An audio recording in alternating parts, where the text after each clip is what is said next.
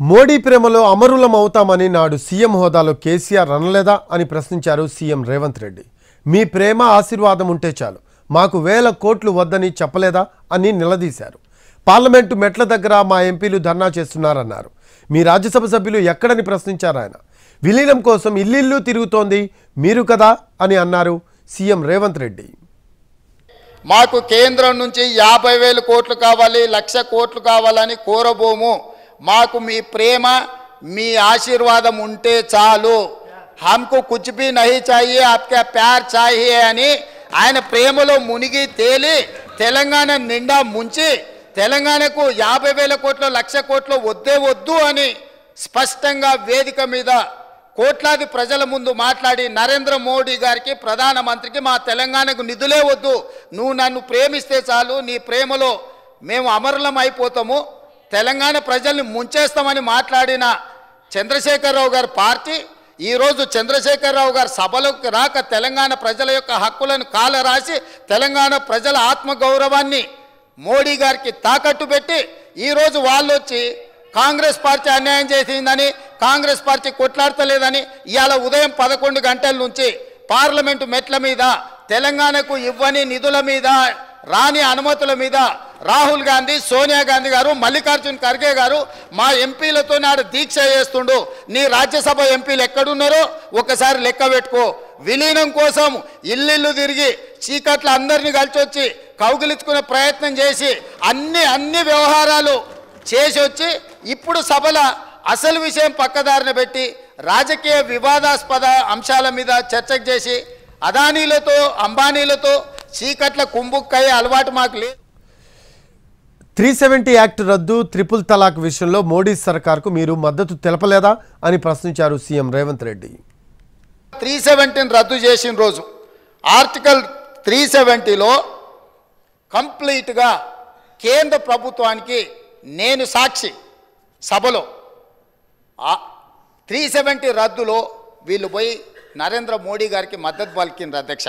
ఇదే కాదు అధ్యక్ష, ట్రిపుల్ తలాక్ విషయంలో కూడా 2019 జూలై 30 ట్రిపుల్ తలాక్ రాజ్యసభలో చర్చలో ఓటింగ్లో పాల్గొనకుండా బయట కూర్చొని ట్రిపుల్ తలాక్ వీళ్ళు సంపూర్ణంగా మద్దతు పలికి పాస్ చేయించింది అధ్యక్ష. నోట్ల రద్దు గొప్ప నిర్ణయమని నాడు సీఎంగా ఉన్న సమయంలో కేసీఆర్ అన్నారని గుర్తు చేశారు సీఎం రేవంత్ రెడ్డి. రాష్ట్రపతి ఉపరాష్ట్రపతి ఎన్నికల్లో బీజేపీకి అనుకూలంగా ఓటేసింది మీరు కాదా అని నిలదీశారు. నోట్ల రద్దు తర్వాత జీడీపీ దారుణంగా పడిపోయిందన్నారు. నోట్ల రద్దు ఈ దేశంలో ఉండే చిరు వ్యాపారుల యొక్క జీవితాలతో చెలగాటమాడింది. నోట్ల రద్దు చేసినప్పుడు కాంగ్రెస్ పార్టీ సంపూర్ణంగా తప్పుపడితే 2016 డిసెంబర్ 16 నాడు నోట్ల రద్దును స్వాగతిస్తున్నట్టు ఇదే అసెంబ్లీలో చంద్రశేఖరరావు గారి తీర్మానాన్ని ప్రవేశపెట్టి ఇది అద్భుతం, ఈ నోట్ల రద్దుతోటి దేశంలో సమూలమైన మార్పులు తీసుకొస్తాయి. ఆ రోజు వారు ఏమన్నారు, ఇంకా ఈ నోట్ల రద్దుతోటి పూర్తిగా మార్పులు జరుగుతాయి, ఎప్పటి నుంచో నేను ఇట్లాంటి గొప్ప గొప్ప మార్పులు తీసుకురావాలనుకుంటున్నా, దీని ద్వారా ఈ మొత్తం వ్యాపారాలు అన్నీ బాగుపడతాయని చెప్పారు. కానీ చివరికి ఆ నోట్ల రద్దుతో ఏమైంది అధ్యక్ష, జీడిపి ఇప్పటి దగ్గర వారు గొప్పలు చెప్పారు కదా జీడిపి గురించి, ఈ నోట్ల రద్దుతోని 2% జీడిపి తగ్గిపోయింది అధ్యక్ష ఈ దేశంలో. దాంతో దాదాపుగా 3 నుంచి 3.5 లక్షల కోట్ల రూపాయల నష్టం జరిగిందని చెప్పి నిపుణులు నివేదికలు ఇచ్చిండ్రు అధ్యక్ష.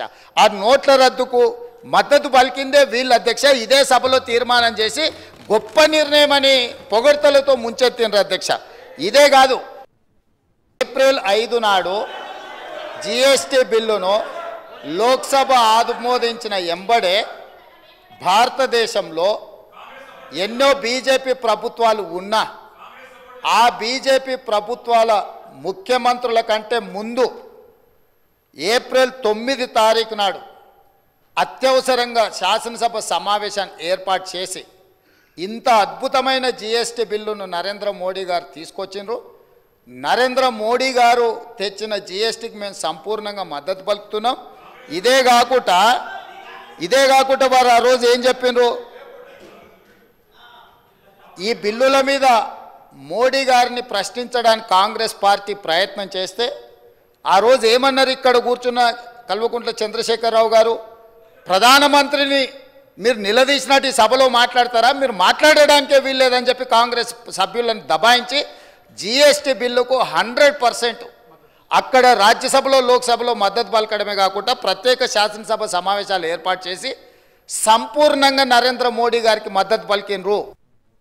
2018 జూలై 21 నాడు మోడీ గారి కేంద్ర ప్రభుత్వం మీద కాంగ్రెస్ పార్టీ అవిశ్వాస తీర్మానం ప్రవేశపెడితే ప్రతిపక్ష పార్టీలని కాంగ్రెస్ ప్రవేశపెట్టిన అవిశ్వాస తీర్మానానికి అనుకూలంగా ఉంటే ఆనాడు అవిశ్వాస తీర్మానంలో ప్రతిపక్షాలకు మద్దతు ఇవ్వకుండా మోడీ గారికి మద్దతు ఇవ్వడానికి ఓటింగ్లో పాల్గొనకుండా వాకౌట్ చేసి బయటకు వెళ్ళిపోయినారు అధ్యక్ష.